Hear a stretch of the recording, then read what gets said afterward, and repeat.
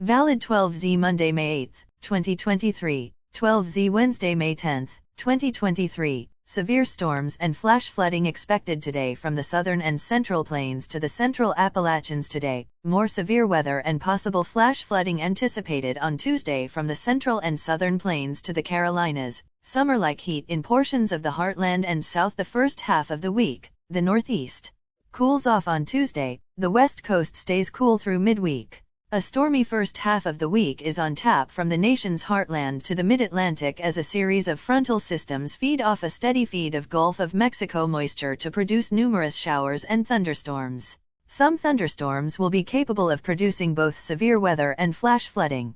For Monday, the focus for severe weather looks to consolidate from the middle Mississippi Valley to the Ohio Valley, as well as along the dry line in Texas and Oklahoma. Slight risks, threat level 2. For severe storms have been issued from the Storm Prediction Center, SPC, for portions of these regions, with the better odds for tornadoes occurring from the Ozarks to southern Ohio and eastern Kentucky. With no shortage of available moisture, thunderstorms in South Texas, the lower Mississippi Valley, and from the western Great Lakes to the central Appalachians all could produce areas of flash flooding.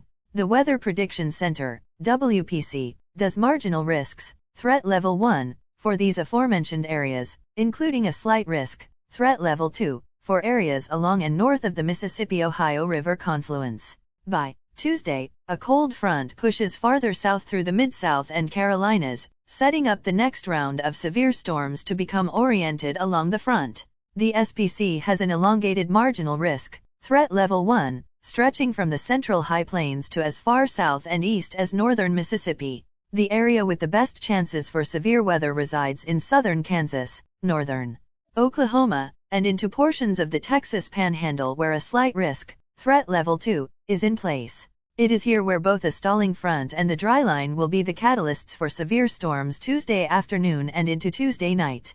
Farther east, the Carolinas will also be at risk for severe storms, highlighted by a slight risk in eastern North Carolina.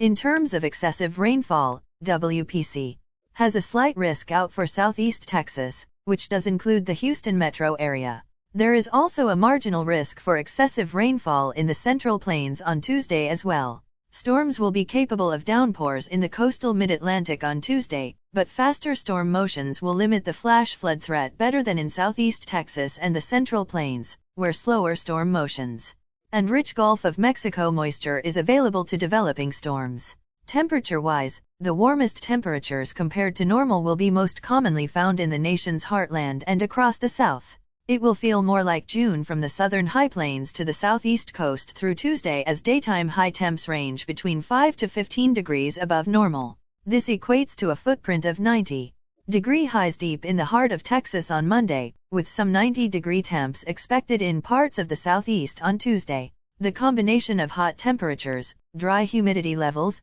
and gusty winds has prompted the issuance of an elevated risk for fire weather conditions in parts of the southern high plains.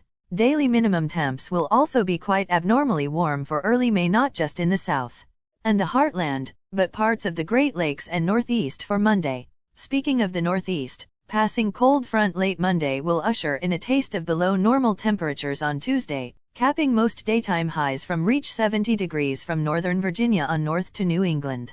The western third of the U.S. will remain the most consistently cooler than normal region through the first half of the week as upper-level trough remains overhead. Daytime high temps will be as cool as 10 to 20 degrees below normal for much of California, in the Great Basin, and the Pacific Northwest Mullinax.